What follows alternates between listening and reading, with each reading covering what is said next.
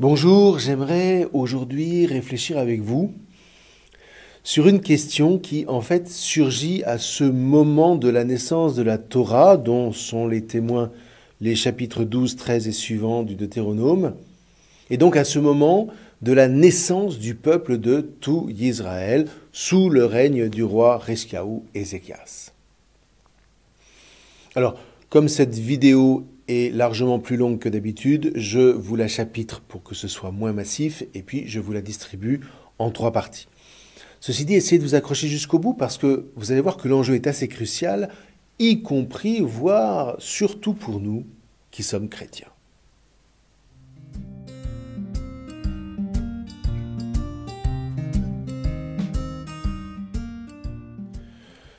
Jusqu'à la fin du 8e siècle, redisons-le, le peuple de tout Israël n'existait pas. Il y avait le royaume de Israël qui consistait en une espèce de fédération de clans sous la tutelle de Baal, dont Hachem, à partir d'un certain moment, faisait partie, mais c'était en tant que Baal Hachem. On va y revenir tout de suite. Par ailleurs, notons que la plupart des sanctuaires à cette époque n'étaient pas des temples de pierre, c'était ce qu'on appelle des hauts lieux, un peu si vous voulez comme la tente du désert dans le récit de l'Exode. Mais, quoi qu'il en soit, les clans qui composaient ce royaume ne se percevaient pas comme un peuple spécifique. Certains d'entre eux, répartis à divers endroits du royaume, avaient sans doute une racine commune dont la dévotion au Baal Hachem gardait la mémoire, mais encore une fois, ils n'en constituaient pas un peuple pour autant. Et puis enfin, tous les clans n'étaient pas équivalents. Un clan en particulier était plus prégnant que les autres, le clan de Mnaché, que la Torah et les psaumes associent assez volontiers au clan de Ephraïm par l'ascendance de Yosef. Alors gardons ce point en mémoire, Mnaché est le clan le plus important du royaume de Israël parce que ça a son importance. La tradition du patriarche Yaakov est en effet attachée au clan de Mnaché, qui a une place déterminante dans l'établissement du roman national de la Genèse. Ceci dit donc, un royaume du Nord avait bel et bien pour nom Israël, depuis au moins le XIIe siècle avant Jésus-Christ, puisque c'est sur l'antique stèle égyptienne de Méneptah, qui date de cette époque, qu'on trouve la première mention de ce nom. Et si on en croit le professeur Yosef Davidovitz, que personnellement j'aime à suivre entre autres sur ce point, eh bien ce nom de Yisraël est en fait la marque mémorielle de l'expulsion jusqu'à la frontière nord de Mitzraïm, à la fin du XIVe siècle, d'une partie des scribes et des ouvriers qui ont travaillé à la construction de Amarna, la capitale du pharaon Akhenaton. On les appelait les Iziriar, c'est-à-dire ceux qui sont partis à cause de la faute, ce qui, d'après le professeur Davidovitz, composerait donc la véritable racine du nom de Yisraël. Mais ça ne veut pas dire que ces Iziriar vénéraient Hachem, loin de là. Jusqu'au IXe siècle avant Jésus-Christ, on l'a déjà évoqué, c'était le Baal qu'on adorait en Canaan. Alors Baal, c'est un nom qui vient de l'acadien Bel, qui signifie seigneur, qui signifie maître. C'était donc ce Baal qu'on vénérait sous diverses formes, que ce soit le Baal phénicien Melkart dans la ville de Tyr, ou le Baal Adir à Byblos, le Baal Berit à Sichem, le Baal Peor en territoire de Moab, etc., etc. Et quand bien même, à partir du Xe siècle, s'installent dans cette région des hauts lieux voués à Hachem, eh bien, lui-même n'est jamais adoré que comme un Baal, le Baal Hachem, qui est d'ailleurs en compétition, entre autres, avec le Baal Melkart phénicien, auquel les premiers rois du royaume du Nord ne voyaient aucune difficulté à faire allégeance pour des motifs géopolitiques. Vous voyez, c'est comme ça, par exemple, que Akab, dans la première moitié du IXe siècle, avait épousé sans penser à mal la fameuse Jézabel, une fille du roi phénicien de l'époque. Et en tant que roi de la lignée de Omri, une lignée qui vénérait Baal depuis le Xe siècle, eh bien, Achav imposait légitimement à tout son royaume ce Baal Melkart comme la divinité tutélaire dont il était plus ou moins le représentant devant le peuple. Et c'est sous son règne, sous le règne de Achav, que le prêtre prophète Eliyahu, Élie, va justement lancer son défi contre les prêtres prophètes de Baal. C'est ce que raconte le chapitre 18 du premier livre des rois. Pour lui, le Baal Hachem est plus puissant que le Baal Melkart. Raison évidemment pour laquelle la reine Isabelle va chercher à le faire mettre à mort. Mais comme avec Hachem, à quelque chose malheur est toujours bon, les fameuses secousses, vous vous souvenez, eh bien ce sera pour Eliyahu, raconte la Bible, l'occasion de se départir précisément de cette vision baalique entre guillemets de Hachem au cours de son exil jusqu'au mont Horeb. C'est un début. Alors on verra ça plus en détail à propos du chapitre 7 du Deutéronome. Toujours est-il que la place de Hachem au sein du royaume de Israël va effectivement changer, mais non pas dès l'époque de Eliyahu, simplement un peu plus tard, à partir de la seconde moitié du IXe siècle, lors de l'avènement du roi Jéhu, sur le trône. Son accession est favorisée par le prophète Élisée, qui est disciple de Eliyahu. Et à partir de ce moment, Hachem devient le Baal, titulaire du royaume de Israël. Et dès lors, Jéhu va lui faire bâtir effectivement des sanctuaires en pierre, entre autres à Dan, sur la frontière nord, et à Béthel, à la frontière sud. Environ un siècle plus tard, alors que la Syrie commence radicalement à frétiller, surgit un des premiers prophètes écrivains, c'est-à-dire de ces prophètes dont les paroles ont été transcrites par les scribes, ce qui signifie qu'ils prenaient la parole précisément dans le cadre des sanctuaires voués à Hachem. Je veux parler là de Hoshea, Osée, dont la Bible fait mémoire dans le livre qui porte son nom. Alors on est cette fois passé au 8e siècle. Hoshea est le premier à révéler à Israël que Hachem l'a élu depuis toujours et l'a choisi pour épouse, quand bien même elle ne perçoit pas encore de différence entre Hachem et n'importe quel autre Baal. Et c'est là que retentit ce cri dont on va tout de suite comprendre la portée. « Ne m'appelle plus mon Baal !» C'est au chapitre 2 du livre de Hoshea. Et voyez, Hoshea, de ce point de vue, est totalement dans la ligne du prophète Eliyahu, après sa rencontre avec Hachem au mont Horeb. Donc voilà, Hachem n'est pas un Baal. Il est un époux autant qu'un père. Rappelons-nous qu'en Orient, rien n'est jamais univoque, contrairement à la culture gréco-latine. Autrement dit, le registre de Hachem n'est en aucune manière celui d'un être suprême qui imposerait ses velléités aux hommes comme à ses esclaves. Le registre de Hachem, c'est celui de l'amour. À la fois un amour sponsal, époux-épouse, et puis paternel, c'est-à-dire qui pose des cadres au sens où tout amour véritable a ses règles. Et voyez, c'est là le génie des scribes deutéronomistes de l'avoir compris à la suite des prophètes, donc à commencer par Hoshea. J'ai aimé Israël dès son enfance. Dès Mitzraïm, je l'ai appelé mon fils. Mais plus je les ai appelés, plus ils ont éloigné leur face. Ils ont sacrifié au Baalim et ils ont encensé des statues. Pourtant, c'est moi qui ai mis Éphraïm sur pied et qui l'ai pris sur mes bras. Mais ils n'ont pas compris que je prenais soin d'eux. Je les tirais dans des liens de Adam, dans des tresses d'amour. J'étais pour eux comme on lève un joug sur des bajoux. J'étais tout tendu vers lui pour le nourrir. Ceci dit, il ne retournera pas sur le sol de Mitzraïm. C'est Ashur, c'est-à-dire la Syrie, maintenant on voit bien à quoi le prophète fait allusion, qui deviendra son roi, puisqu'ils ont refusé de s'en retourner vers moi. Chapitre 11 du livre de Hoshea. Vous voyez, dans le fond, quand on reprend le texte dans son contexte, il se révèle toujours lumineux. Jusqu'au 8e siècle, donc impossible de percevoir Hachem autrement que comme un Baal. C'est trop tôt. Et il n'est pas encore question pour les adorateurs de Hachem de se concevoir comme un peuple spécifique. Pour que les choses changent, il faudra donc la secousse, aussi violente que nécessaire. Alors évidemment, ça, on peut le dire après coup, parce que sur le coup, c'est vraiment une catastrophe. Donc, pour que les choses changent, il faudra la secousse de l'invasion assyrienne, pour que naisse la conscience d'un peuple unique et que la véritable nature de Hachem prenne le pas sur sa conception idolâtre.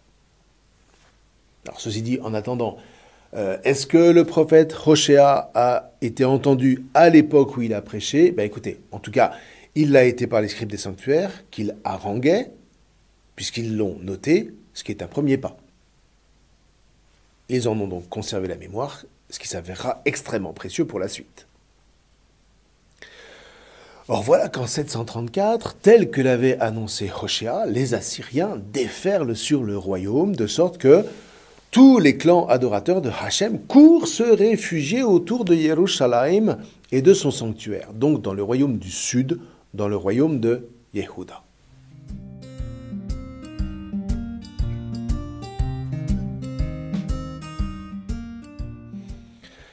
À partir de là, on peut légitimement s'interroger. Alors que les clans sont rassemblés donc sur le territoire de Yehuda, dans le sud, pourquoi leur choisir le nom de Yisraël pour les constituer en peuple? En toute logique, on aurait dû dénommer ce peuple du nom du territoire qu'il accueillait, le peuple de Yehuda. D'ailleurs, à partir du VIe siècle, lorsque l'Empire perse aura renversé celui de Babylone, eh bien, cette région recevra effectivement le nom de Yehud Medinta, c'est-à-dire la province de Judée, dont les habitants recevront le nom araméen de Yehudai, à la racine du nom de juif. Mais malgré tout, aujourd'hui encore, un juif se présente d'abord comme un Ben Yaakov Yisraël, un fils de Jacob Israël, et jamais comme un pur Ben Yehuda, un pur fils de Yehuda. L'explication est sans doute à chercher dans la prédominance des traditions du nord sur celles du sud. Et ça, bien que Yerushalayim soit désormais le nœud existentiel de ce tout nouveau peuple. La raison est tout simplement que culturellement, le royaume de Israël était beaucoup plus riche que celui du sud, et par le fait même bien plus au fait, bien plus en dialogue avec l'immense culture mésopotamienne que n'avait jamais pu l'être jusqu'alors le frêle royaume de Yehuda. Les scribes du Nord apportent en fait avec eux des archives qui sont bien plus conséquentes que celles qui résident à Yerushalayim.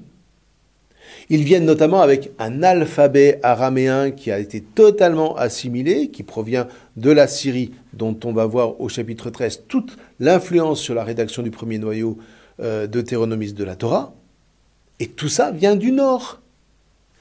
Maintenant, si les scribes choisissent Yisraël comme patronyme, c'est-à-dire le nom du royaume du Nord plutôt que Yehuda, le nom du territoire qui les accueille, et c'est précisément parce que Yisraël n'est le patronyme d'aucun clan particulier. On l'a dit, Yisraël vient de la dénomination de Izi Iryar. C'est pas un patriarche. Donc par conséquent, c'est le meilleur moyen d'unifier tous ces clans sans qu'aucun d'eux soit tenté de revendiquer son ascendant sur les autres ou ne se sente frustré de ne pas avoir été choisi comme fédérateur. On peut aussi imaginer par ailleurs un compromis lors des pourparlers qui ont immanquablement eu lieu pour que tout ça se mette en place. Grossièrement, vous voyez, d'un côté, au fils de Lévi de Yerushalayim, la prêtrise et les sacrifices. De l'autre, au fils de Lévi des autres clans, sous la hulette du clan de Mnaché, le plus important d'entre eux. Donc, aux fils de Lévi des autres clans, la reconnaissance de leur tradition et les premiers linéaments de la rédaction de la Torah. Mais quoi qu'il en soit, une fois les réfugiés du Nord rapatriés autour de Yerushalayim, pardon, eh bien, les choses ne furent pas très simples.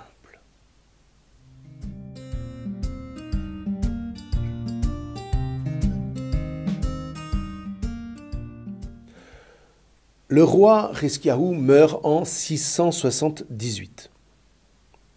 Son fils, Manassé, lui succède sur le trône de Yehuda. Alors attention, ce nom du roi n'a rien à voir avec celui du clan du même nom dans le royaume du Nord. Et voilà que, contre toute attente, le roi Manassé choisit de quitter la ligne de son père et fait allégeance à la Syrie, qui n'a pas perdu évidemment son ascendant sur la région. Et en particulier, Mnaché va encourager le culte astral mésopotamien en l'installant sur le toit du temple de Yerushalayim, une abomination aux yeux évidemment des prêtres et des scribes de Hachem. Alors, bien que les rédacteurs bibliques lui en veuillent à mort, cette soumission à la Syrie va avoir quand même des conséquences positives, puisqu'elle va permettre d'assurer au peuple une période de paix de près d'un demi-siècle quand même, pendant laquelle le roi Mnaché va restaurer l'État et le royaume qui ont été laissés exsangues par Sennachérib, avec un certain succès. Mais, évidemment, cette soumission aura pour effet de susciter une forte opposition des scribes porteurs des traditions de Hachem, qui s'étaient donné pour objectif, eux, de façonner un peuple digne de ce nom, avec Hachem pour seul roi, avec une loi ouvrant une histoire, et puis une destinée qui lui serait propre. Du coup, face au roi Mnaché, c'était pas le moment de se diviser. Les deux écoles sacerdotales et deutéronomistes devaient faire front, quand bien même leurs visions respectives pouvaient être formellement contrastées. Ils étaient, pour ainsi dire, condamnés à s'entendre et à s'écouter, fût-ce pour l'heure en sous-main pour, évidemment, échapper aux représailles du pouvoir. Toujours est-il qu'ils allaient mettre à profit cette période, en sourdine évidemment, pour poursuivre dans le secret leur rédaction des tout premiers chapitres de la Torah de Hachem, sans doute à l'abri des murs du temple. Vous voyez, tout ça, je voudrais que vous le sentiez mystérieusement. Ça fait partie de la manière dont Hachem mène son peuple. À travers les événements, à travers les secousses, Hachem oblige son peuple à se décaler en permanence par rapport à des projets par trop humains, pour ainsi dire, et qui sont menacés de manigance, de pouvoir, d'argent, où le divin n'est dans le fond relégué qu'à un rang second, à un rang de faire-valoir. Rappelons-nous toujours, d'un point de vue biblique, si l'argent est un bon second, quand il se retrouve en première ligne, il se révèle un tyran absolu qui ne tolère aucun contrôle, aucune morale, autre que le profit monté en système. Or, le point de départ de la Torah n'est autre précisément que le moment où argent et pouvoir sont retirés aux élus de Hachem pour lui redonner sa place, c'est-à-dire la première place.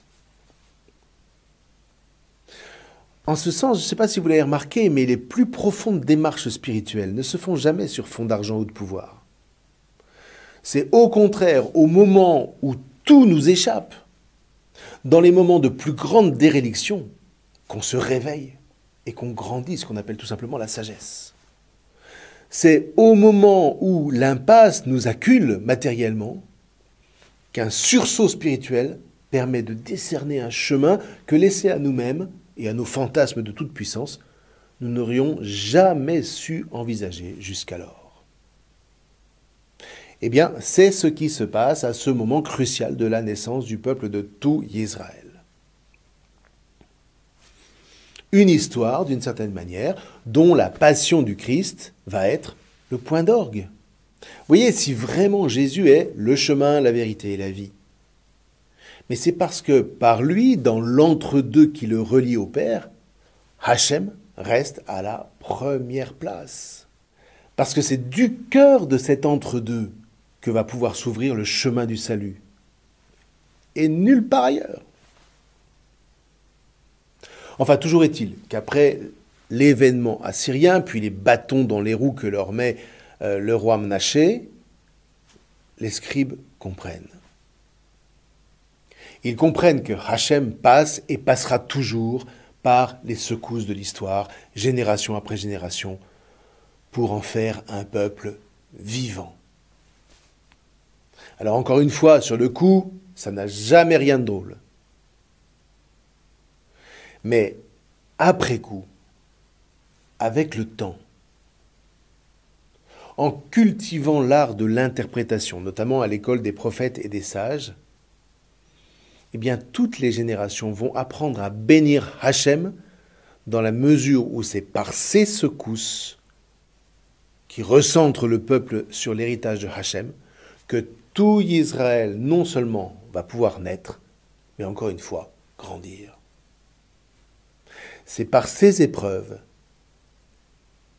qu'a été forgée son âme de peuple élu à jamais. Et vous voyez, quand la Vierge va chanter « Désormais toutes les générations me diront bienheureuse » dans l'Évangile selon saint Luc au chapitre 1, elle ne prononce pas ces mots d'elle-même. Marie ne peut lancer cette exclamation qu'en tant qu'elle se ressent comme une fille de tout Israël, qu'elle porte en elle charnellement toute cette tradition. La visite et l'annonce du messager la secouent, et ça c'est saint Luc qui le dit. À ces mots, elle fut toute secouée. Le verbe grec diatarasso dit le retournement, dit l'agitation intérieure, l'inquiétude qui la traverse. Et l'araméen est encore plus fort puisqu'il évoque le cœur qui s'emballe. Donc proprement, elle est secouée. Mais comme elle appartient, comme elle est membre du corps de tout Israël, liée à Hachem, elle sait, elle a appris que Hachem se manifeste par de telles secousses. Du coup, ma foi, elle sait interpréter l'événement. Et si elle se réjouit, ce n'est pas tant pour elle-même que pour tout le corps auquel elle appartient, pour tout ce corps dont elle reçoit l'héritage pour le transmettre aux générations qui suivent. Alors, pour en rester à l'époque du roi Menaché, par après, son petit-fils, le roi Yoshiahu, Josias, va effectivement corriger le tir. De sorte que les scribes vont pouvoir enfin lui présenter les premiers linéaments du Deutéronome, comme le livre de la Torah de Hachem. Mais en attendant, restons-en quand même à la question du choix de Israël comme nom du peuple élu. Si on veut que ce nom non seulement soit reçu, mais encore perdure, comment faire ? Eh bien, je vous propose de voir ça dans la deuxième partie de cette vidéo. Je vous remercie.